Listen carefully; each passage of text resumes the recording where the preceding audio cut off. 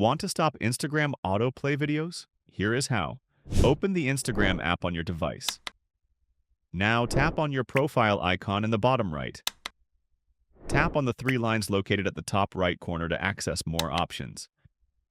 Scroll down until you find the media quality option. It's important to locate this to manage how Instagram uses data. Find the option labeled Use Less Mobile Data. This setting helps manage data use, which includes stopping autoplay for videos. Turn on the toggle switch next to Use Less Data.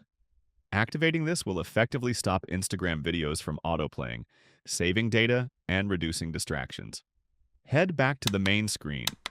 Your changes will automatically apply, making it immediate without extra steps.